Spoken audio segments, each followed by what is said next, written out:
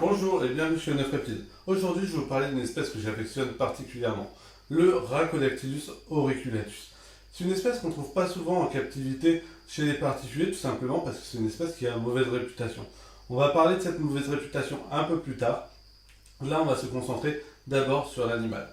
Alors, c'est un animal que je trouve moi fascinant, tout simplement parce qu'on peut retrouver diverses couleurs dans cette espèce, mais aussi les reproductions sont tellement aléatoires qu'on ne sait jamais sur quoi on va tomber. Je m'expliquerai un peu plus tard sur ce sujet également, mais laissez-moi vous présenter cette petite bête. Donc, le Rhakodactylus auriculatus, c'est une espèce qui vit en Nouvelle-Calédonie. Alors ici, vous avez une femelle adulte. C'est un gecko qui n'aura jamais dépassé les 25-30 cm et qui, par contre, est très territorial. C'est une espèce qu'on ne mettra jamais à deux individus dans le même terrarium, sinon il risque d'y avoir des combats, ce qui peut poser des gros soucis de santé, voire jusqu'à la mort de l'animal. Et c'est d'ailleurs pour ça que ce gecko a une mauvaise réputation, c'est que pendant des années, il a été vendu comme un animal mordeur, un gecko qui n'était pas facile à manipuler, tout simplement parce qu'ils ont ce problème de territorialité assez présent. Alors, moi aujourd'hui, je vous présente une femelle que j'ai dans les mains. C'est une femelle qui est très très cool. En fait, les geckos gargouilles sont comme tous les animaux. Ils ont besoin d'être désensibilisés à l'homme pour ne plus en avoir peur. S'il n'est pas désensibilisé, forcément, il va protéger son territoire. Il va essayer de se défendre et du coup, il essaiera de vous mordre. Alors la morsure fait pas très très mal, mais c'est jamais agréable de se faire mordre. Mais vous voyez, si vous les entraînez correctement, si vous les désensibilisez, eh ben, vous n'aurez aucun souci. Alors je vais poser madame et parler un peu plus de cette espèce. Alors cette espèce, elle vit très simplement. Dans la nature, elle va vivre. Alors, elle ne va pas vivre comme son cousin, le gecko à crête, dans les canopées, là où il fait très très humide. Elle va vivre plutôt à quelques mètres du sol. Elle peut grimper dans les arbres, il n'y a aucun souci. Mais elle va vivre dans un milieu un peu plus sec que celui du gecko à crête. Pourtant, on va leur offrir la même maintenance en terrarium. Pour la maintenance de ce gecko, c'est très simple. Pourquoi? Parce que c'est un gecko qui ne nécessite pas forcément de chaleur. Si votre espace intérieur est entre 24 et 26 degrés la journée et que l'hiver on descend à 20 degrés, il n'y a pas de souci, vous pourrez élever ce gecko sans lui offrir de chauffage. Il faut juste faire attention aux fortes chaleurs avec ce gecko puisqu'il ne supporte pas plus de 30 degrés si vous n'avez pas assez de pulvérisation dans la journée. Les pulvérisations permettent de garder un taux d'humidité assez élevé. Donc on va être entre 80% lors des pulvées et on va descendre à 50%. Quand il n'y a pas de pulvée, ça va descendre tout doucement. On conseillera du coup pour ce gecko un substrat qui permette de garder l'humidité. Moi personnellement j'utilise de la fibre de coco pour mes reproducteurs, ce qui leur permettra ensuite de creuser pour pondre des œufs. Pour la reproduction de cet animal, c'est assez simple également. Alors comme je vous l'ai dit plus tôt, c'est un gecko très territorial, donc il faudra éviter de mettre deux individus dans le même terrarium. Vous allez me dire, comment on les reproduit si on les met pas ensemble? Et en fait, c'est très simple, il suffit de mettre toujours le mâle dans le terrarium de la femelle. Pendant une semaine, ça suffit. Il y aura des accouplements, et une fois que ces accouplements sont faits, vous pouvez retirer le mâle et le mettre dans son terrarium. Une fois que l'accouplement est passé, la femelle va attendre un mois, histoire de préparer ses œufs pour pondre deux œufs dans votre substrat. Alors elle va creuser très profondément, allant en général jusqu'aux vitres du bas. Dans la nature, elles peuvent aller jusqu'à 30-40 cm sans problème. Une fois qu'elle a pondu ses deux œufs, cette femelle va en préparer deux autres, et ce jusqu'à ce qu'elle en ait fait 8. Donc c'est des pontes de 2 et à peu près tous les mois pendant 4 mois. La saison, moi je la commence en mars et la fin de saison, en général, les derniers œufs arrivent en octobre. Voilà. Après, ça dépend des femelles, il y en a qui en font 8, il y en a qui en font 10, mais ça c'est aléatoire.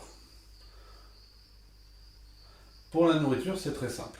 Il suffit de leur donner des grillons une fois par semaine. Alors, il faut adapter les grillons à la taille de l'animal. Je vais vous montrer un jeune juste après.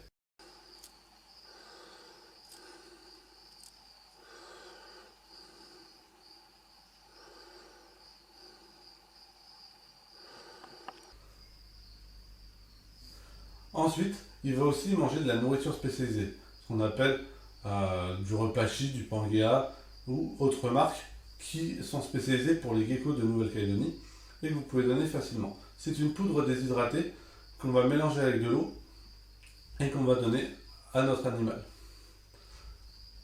En général, moi j'en donne 2 fois par semaine, comme ça permet d'avoir une alimentation équilibrée pour le gecko. Par contre, évitez tout ce qui est compote de fruits, même sans sucre, pour les bébés, ce n'est pas adapté. Les fruits dans le commerce sont toujours beaucoup trop sucrés pour nos animaux. Ça peut leur causer des petits problèmes de santé. Nous continuons sur l'alimentation. Pour l'alimentation, je vous ai dit qu'il fallait des grillons, je vous ai dit qu'il fallait de la nourriture déshydratée, mais il faut encore quelque chose d'essentiel. Quelque chose qu'on trouve dans le commerce, c'est très simple, c'est du calcium.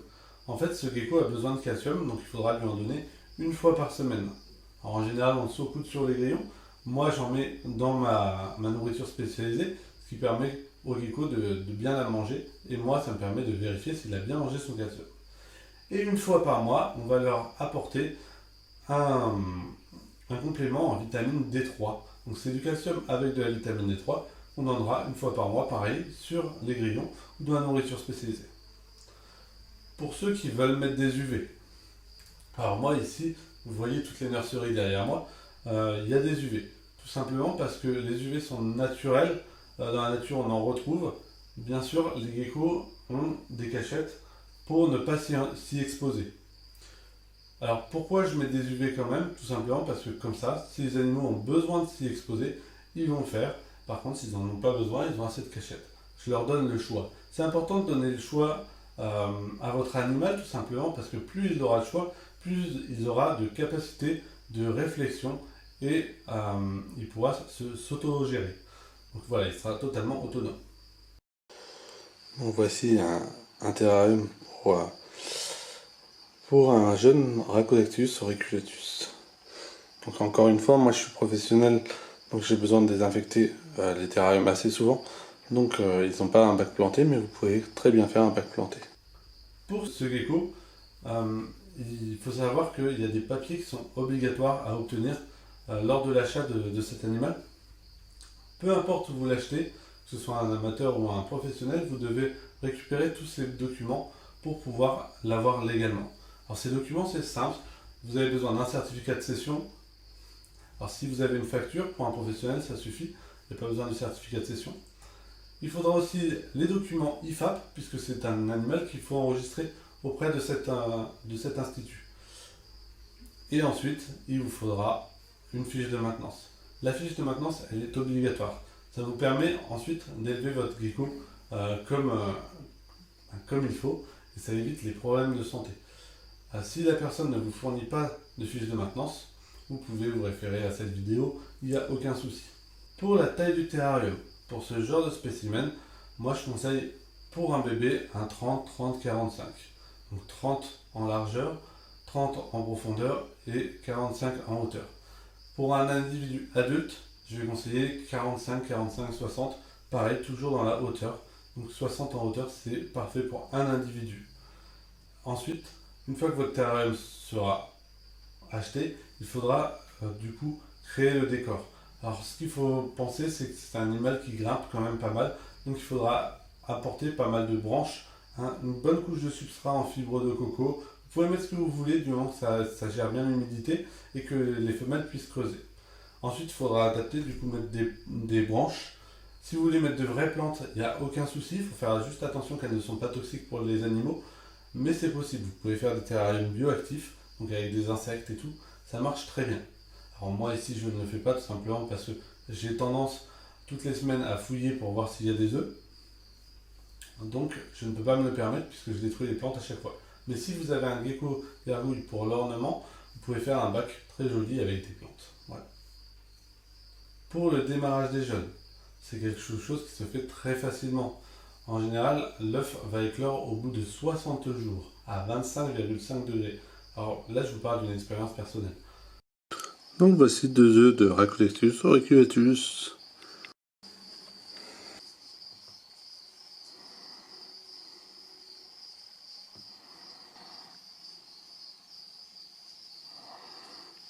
Au bout de 60 jours, vous avez un petit bébé. là, il vient juste de naître, hein, il vient juste de sortir. Information à côté, chez moi ça fonctionne comme ça et ça fonctionne très bien. Une fois que les petits sont sortis, moi je les démarre pas tout de suite au grillon, puisque en fait les petits ont du mal à chasser dès les premiers jours, en tout cas chez moi. Donc j'attends un mois avant de leur donner leur premier grillon. En attendant, ils ont de la nourriture spécialisée tous les 2 jours. Et je leur mets un petit bout sur le bout du nez, comme ça, il n'y a pas de souci. Ils vont se lécher et après ils vont démarrer tout seuls. Pour les désensibilisations, je les manipule à peu près une fois par semaine à chaque gecko qui est ici, ce qui me permet d'avoir de super résultats. Vous voyez, ça c'est une femelle adulte que je manipule depuis qu'elle est arrivée, ça fait 1 an qu'elle est là. Donc là elle attend des œufs, elle est énorme. Donc voilà, elle est super cool. Donc c'est pour ça que je vous dis, on a beau dire que c'est une espèce qui est mordeuse, moi ici je ne me suis jamais fait mordre par un auriculatus. Alors pourquoi on l'appelle gecko gargouille? C'est parce que c'est un animal qui ressemble énormément à une petite gargouille qu'on peut trouver sur les cathédrales. Je vous montre un exemple ici. Donc voilà, ici vous voyez donc, les crêtes osseuses. Voilà, ça c'est une belle femelle. Et en effet, c'est quelque chose qui ressemble énormément. Mais ça ressemble aussi à un petit crocodile. Souvent, les clients, quand ils viennent à l'élevage, me disent ah, c'est marrant, ces petits crocodiles. Donc, c'est une espèce qui est très rustique, qui a vraiment des caractéristiques spécifiques à cette espèce. On peut retrouver les setae qu'on retrouve chez les geckos à crête aussi, qui leur permettent de grimper sur toutes les façades. Et on retrouve cette caractéristique morphologique de la tête du gecko gargouille avec vraiment des pics osseux à l'arrière de la tête. C'est comme ça qu'on les reconnaît. Et comme je vous l'ai dit plus tôt, il y a une diversité de couleurs de geckos que c'est très très intéressant de s'attarder dessus. Je vais vous montrer plusieurs petits à la fin de cette vidéo pour que vous voyez un peu les couleurs qu'on peut proposer. Voilà. Je vous souhaite une agréable journée et merci d'avoir regardé la vidéo et je vous dis à bientôt pour de nouvelles aventures. Au revoir.